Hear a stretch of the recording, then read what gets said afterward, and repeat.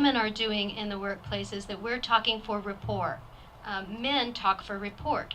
It's interesting here when you talk about those differences, because in my experience, those gender differences tend not to be so pronounced. My perspective is very different because I'm not a lawyer, and I typically try to avoid lawyers at all costs. My research looks at the linkage between sustainability or corporate social responsibility and women as business leaders. And is it possible that women are deselecting business because they don't see the inherent social or environmental benefit of business, particularly not lately? Be as authentic as you can possibly be. Have as many fans as you can be. Create your own fan base club. I love that she said authentic, the Latin root. It means to be the author of your own life. The biggest threat to our power is thinking we don't have any. And I think that's the biggest difference between men and women at work is men just assume they have power. They just assume it. Have the power, be the author of your own life, create the working environment that you want. And I say this to women in the corporate world: if you think that there's a way that your company can contribute to making the world a better place and it's good for business, create that job, create that assignment, and go ask for it. Well, now because the economy is so tight, we have a new phenomenon called presenteeism. There are new studies that work stress has become the #1 reason that people are going to the physician. I counsel a lot of executives who are saying, why are women leaving this firm? And I also work with a lot of women who are leaving the firm because they're just burned out. And they leave the firm, and guess what? They work more hours after they've left the company.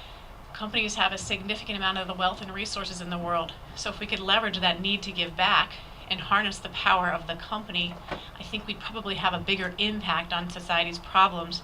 How should women ask for a raise? Hopefully you have kept a running list of all of your achievements during the last year. Hopefully you have sought out the feedback of the clients that you have serviced, and you have a list of those, and you make a case. And then be quiet. And then step back. Yeah. If you look at the word confident, the key word in there is confide. And it has a lot to do with how you confide in yourself. What do you tell yourself regularly? We partner with corporate pro bono, and we partner with providers who take care of the conflicts. And the law firms who provide the legal services also do conflicts check before they provide training. If it's set as an experiment as opposed to let's create this new initiative and it's there forever, there's usually more receptivity to that idea.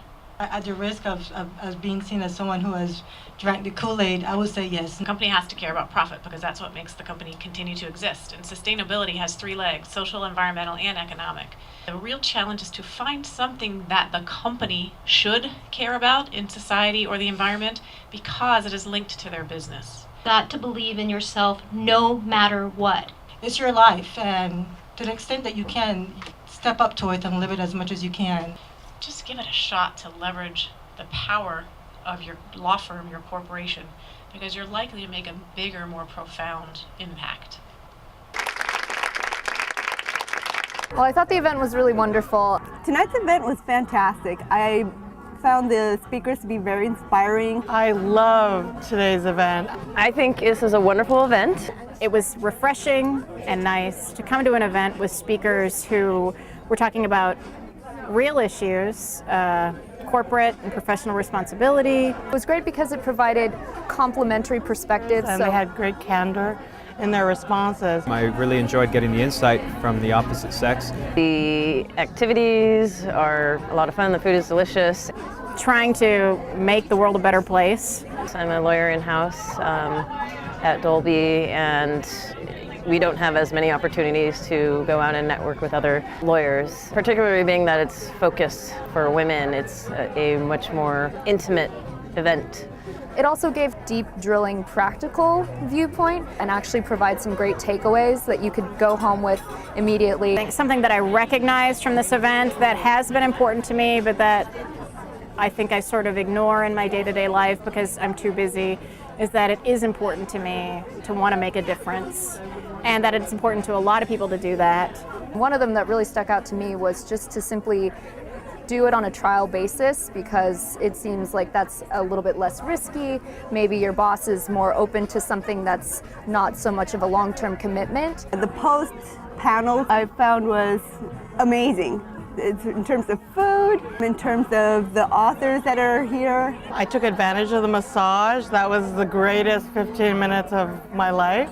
I thought it had a lot of meaning. I thought it was very well done, and I would absolutely come again. I would definitely encourage both in-house and outside counsel to come to this event. I'm so happy this event happened, and I'm so happy to meet all these people. So I look forward to next year. definitely exceeded my expectations, and I would come again next year.